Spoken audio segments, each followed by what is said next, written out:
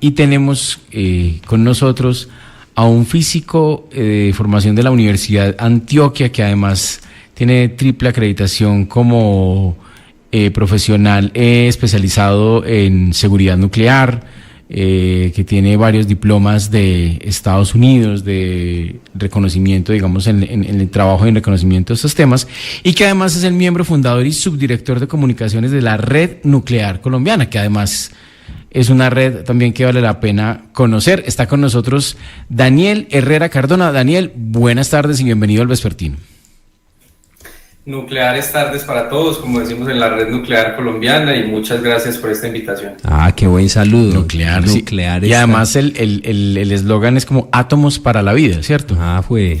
Es correcto, y ese es también el eslogan de nuestra ley, es el nombre de la ley nuclear. Venga, ahí Misa, a mí se me viene a la mente porque uno estudiar energía nuclear en Colombia, pues un país donde la verdad uno dice, pues acá vivimos de la energía de la hidroeléctrica, ¿cierto? Que es a base de embalses, agua, y quizás por ahí pensaría uno en la eólica, qué cosa rara pues acá, pero uno decir en Colombia, uno especializarse en energía nuclear. Daniel, ¿eso por qué? Bueno, esa pregunta ya se la hicieron otros colombianos más o menos hace unos 100 años. En el país podemos rastrear la llegada de las aplicaciones nucleares más o menos hacia 1903 en el campo médico. Recordemos que las tecnologías nucleares tienen más de 2.000 aplicaciones diferentes. Muchas de ellas están en la medicina. Actualmente, más o menos el 50% de las personas que padecen enfermedades degenerativas, especialmente el cáncer, pues dependen de estas tecnologías nucleares. Entonces, la llegada de estas tecnologías a nuestro país está atado con esto. Más o menos en 1903 se registran la llegada de los primeros dispositivos, las máquinas aquí a Colombia de radiografía, y hacia los años 20 ya se empieza a explorar todo el tema de la radioterapia de la mano de los franceses. Hay otros avances que se fueron dando. En los años 50, en el gobierno de Rojas Pinilla, se crea el Instituto Colombiano de Asuntos Nucleares. Sí. Y en los años 60 nos unimos al Organismo Internacional de Energía Atómica, 3 años después de que lo fundaran, y recibimos nuestro primero y único reactor nuclear, que todavía lo tenemos. Entonces, Colombia no es un país nuevo a las aplicaciones nucleares. Sí. Hacia los años 80 ya habíamos tenido nuestro primer intento de plan nuclear bien establecido con científicos colombianos, con el apoyo del organismo, y pues el plan establecía que en unos 30, 40 años, o sea, más o menos por estos tiempos, ya estaríamos incorporando la nucleoelectricidad, pero como bien sabemos, en los años 80 la situación del país era bastante desafortunada en temas de orden público y orden social, entonces estos planes no se sacaron adelante.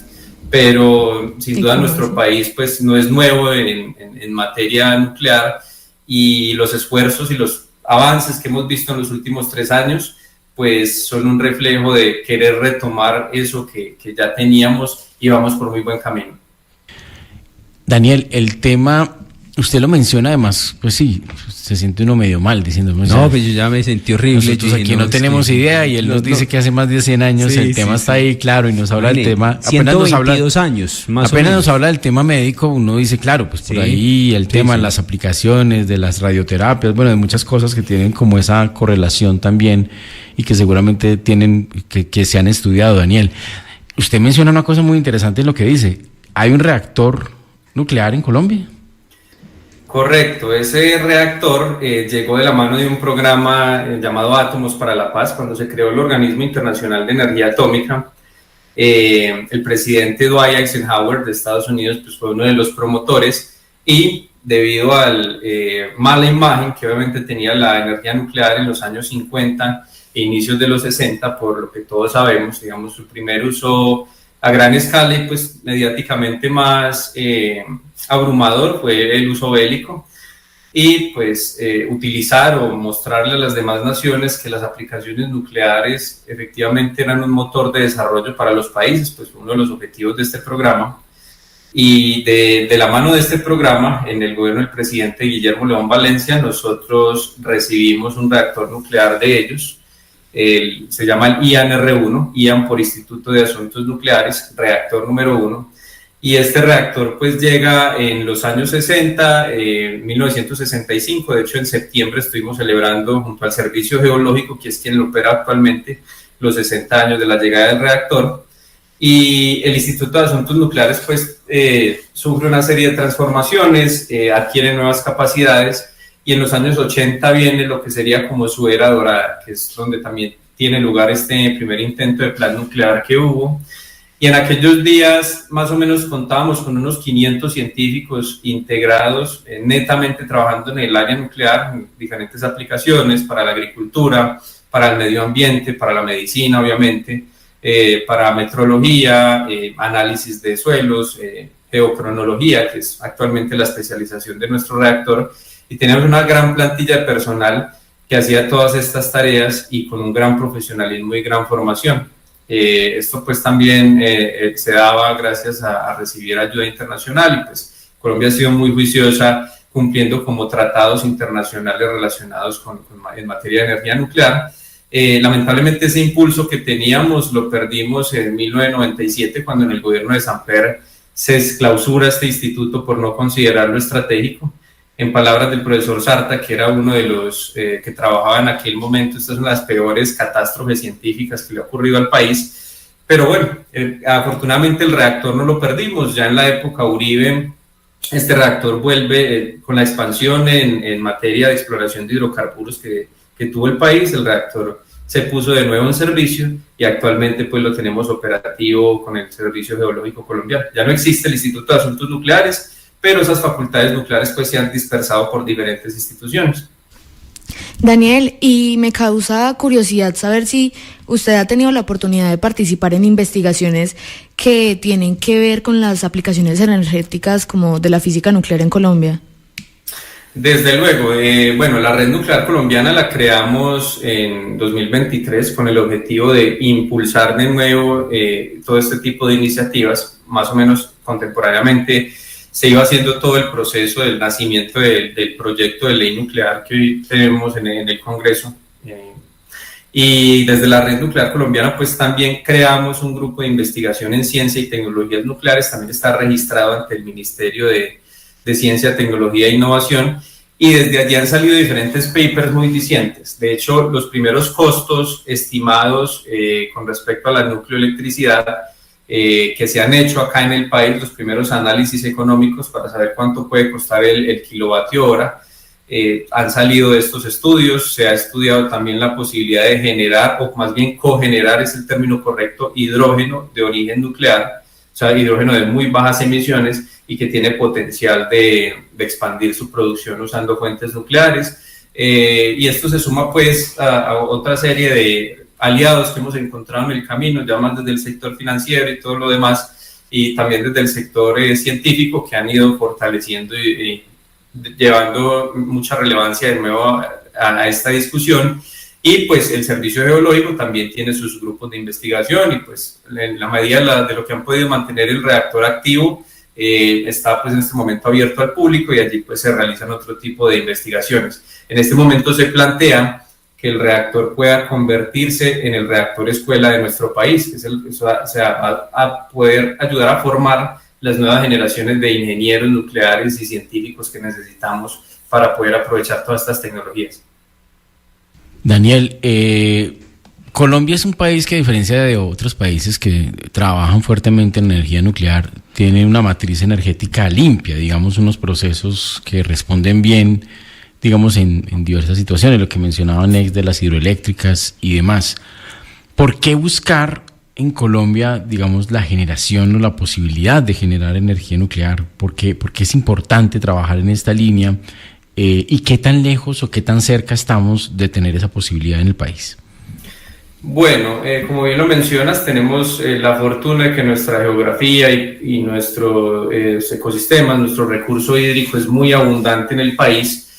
También por la forma pues que tiene nuestro país, nuestras tres cordilleras pues nos dotan de gran cantidad de ríos, especialmente en la zona centro, que es donde más energía necesitamos, pero toda canasta energética estable, toda matriz energética estable tiene que ser variada. Debe haber unas fuentes que garanticen energía firme al sistema, a la red eléctrica, y actualmente con la llegada de las energías renovables, que son fuentes variables, que aunque son bajas en emisiones, carecen de una firmeza como lo tiene, por ejemplo, la energía hidroeléctrica o la energía térmica que obtenemos de centrales de carbono, de ciclos combinados de gas. En el marco de todo lo que estamos viviendo actualmente con el calentamiento global, el cambio climático, pues el país ha adoptado unos compromisos y tiene que cumplir estos objetivos climáticos para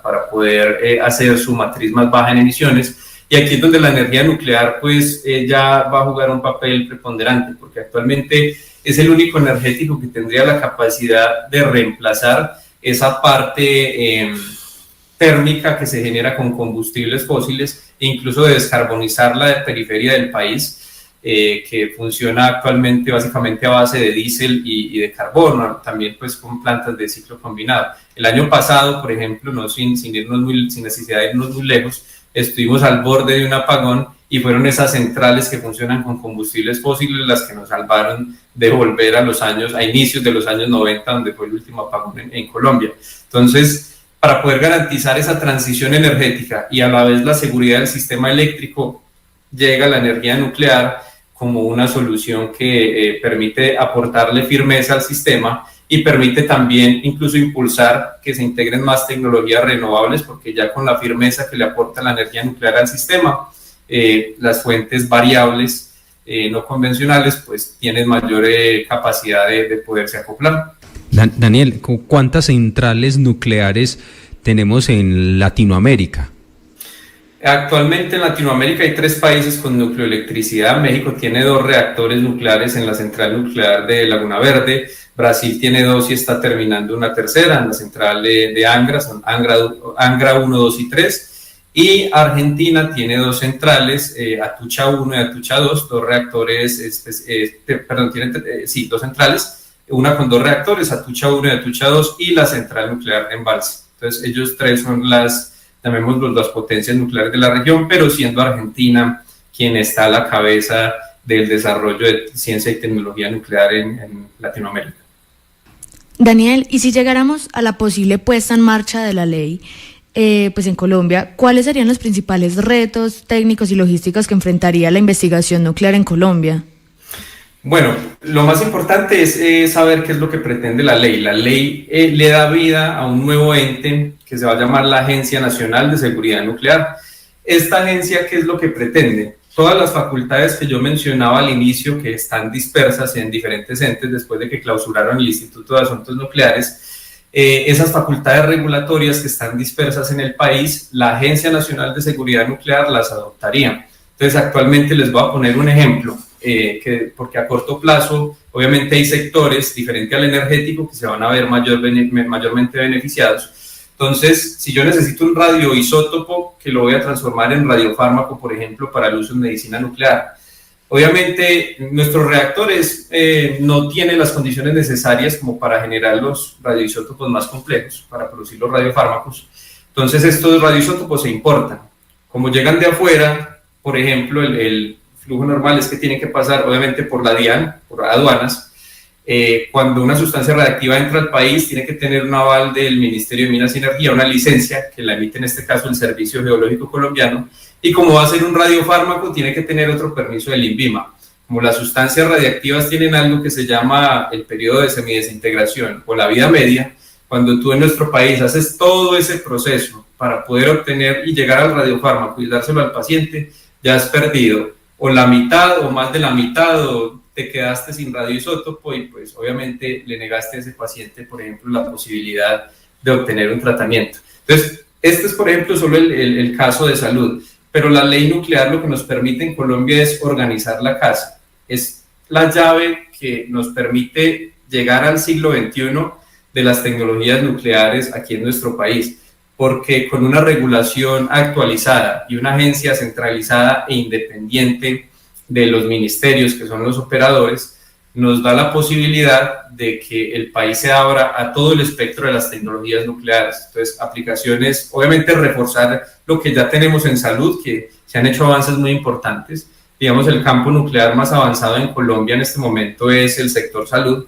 pero nos permitiría trabajar o incorporar nuevas tecnologías, por ejemplo, irradiación de alimentos, con el fin de abrir el sector agro a los mercados internacionales. Nos permitiría también aplicaciones para el medio ambiente, para la agricultura y obviamente reforzar lo que ya tenemos desarrollado en investigación. Ya específicamente para responder a tu pregunta del tema energético, ya con una ley nuclear y una agencia regulatoria fuerte, se podría empezar a crear toda una normatividad que necesita nuestro país para poder llegar a la meta de la nucleoelectricidad. Ya después pues podemos hablar de los plazos, de cómo estamos, pero esto es lo que nos permitiría la agencia. Es la llave que le abre las puertas a Colombia a todo el espectro de las tecnologías nucleares. Daniel, pues en el 2023 se ganó el Oscar Oppenheimer. Venimos en una discusión fuerte, sabiendo lo que pasa en Irán, en la discusión con Estados Unidos, ahora Trump, que habla, digamos, de relanzar la investigación y la puesta en marcha de más reactores. Y obviamente, pues vuelvo a Oppenheimer, porque pues Oppenheimer es, cierto, una película que habla de, digamos, buenas intenciones que terminan siendo desviadas hacia las armas nucleares, que pues como sabemos son digamos, escenarios catastróficos para el uso de esta energía. Sé que pues obviamente en Colombia no le voy a preguntar, porque yo creo que tal vez pensar en esa posibilidad en Colombia, aunque usted me dirá, es compleja, pero en términos de lo que está pasando en el mundo, de países que sí le han apostado más fuerte a este tipo de desarrollos, ¿cómo se puede manejar o cuáles son los riesgos precisamente del desarrollo de este tipo de tecnología que está al servicio, por decirlo así, de la violencia o de la destrucción? Bueno, para responder un poquito al contexto que nos dice, en Colombia pues no es que sea difícil, sino que es imposible por todos los tratados a los que ya estamos suscritos, tanto el Tratado de No Proliferación con el Organismo Internacional de Energía Atómica como el Tratado de Tlatelolco, pues prohíben que nosotros despleguemos, adquiramos o mucho menos desarrollemos armas nucleares.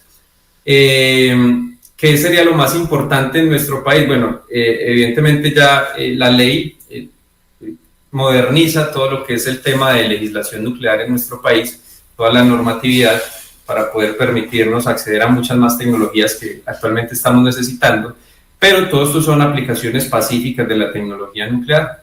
Evidentemente los tratados se ratificarían, continuarían vigentes, entonces por ese lado en nuestro país no hay ningún problema, pero entonces por eso es muy importante que los estados, las naciones se suscriban a estos tratados internacionales porque son mecanismos de control que han funcionado. Y yo les pongo un ejemplo, actualmente, o bueno, en la historia, más o menos desde hace unos 80 años, 33 países han tenido programas de armamento nuclear. Actualmente, ¿cuántos países tienen armas nucleares? 9. Entonces, los mecanismos internacionales funcionan, son efectivos para evitar la proliferación nuclear y pues Colombia ha hecho una tarea juiciosa de suscribirse a estos tratados y con nuestra nueva ley nuclear pues vamos a tener muchas mayores herramientas de salvaguardas y de seguridad que garanticen que todos los usos de las tecnologías nucleares en nuestro país van a ser pacíficos. Daniel, usted nos habla ahorita de plazos, de, bueno, digamos que la ley se aprueba pronto, digamos que se alcance a aprobar este año o el próximo. ¿Cuáles serían como esos posibles hitos que usted esperaría que se pudieran dar en el tiempo si esta ley se aprueba y pues evidentemente se apoya con recursos, por supuesto, la creación de la agencia y el desarrollo, digamos, de energía nuclear en Colombia? Por supuesto, es muy importante este tema de recursos que tú mencionas porque actualmente uno de los últimos pasos que queda para que el proyecto pueda seguir su curso normal en el Senado es una aprobación por el aval fiscal por parte del Ministerio de Hacienda, que no sean debido a la complejidad de la materia, porque es que hay tecnologías nucleares que tienen incluso hasta 32 reguladores diferentes en el país. Estoy hablando, por ejemplo, de todas las maquinarias que se usan para radioterapia, para toma de rayos X y otras tecnologías en salud.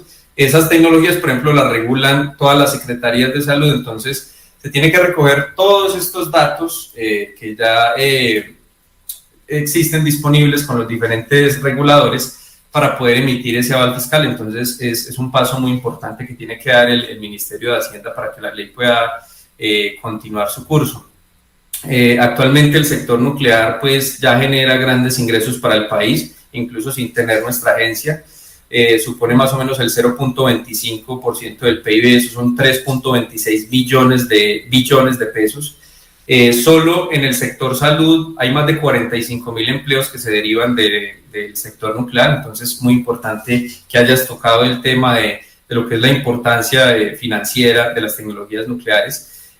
Hablando pues de plazos, evidentemente pues aprobada la ley se crearía la agencia, y la agencia, como ya mencionamos, empezaría a crear nuevas normatividades para que lleguen esas tecnologías nucleares más avanzadas que nosotros todavía no hemos podido desplegar. Pues muchas veces ni por falta de plata ni por falta de inversores, sino que obviamente si no hay un ente regulador para estas tecnologías en el país, como lo establece el Organismo Internacional de Energía Atómica, pues no se pueden desplegar así haya inversores o así se tengan los recursos. En el caso de energía, que obviamente es el tema más popular, el Organismo Internacional de Energía Atómica establece en su sistema de milestones que a un país le toma entre 10 y 15 años llegar a la meta de la nucleoelectricidad.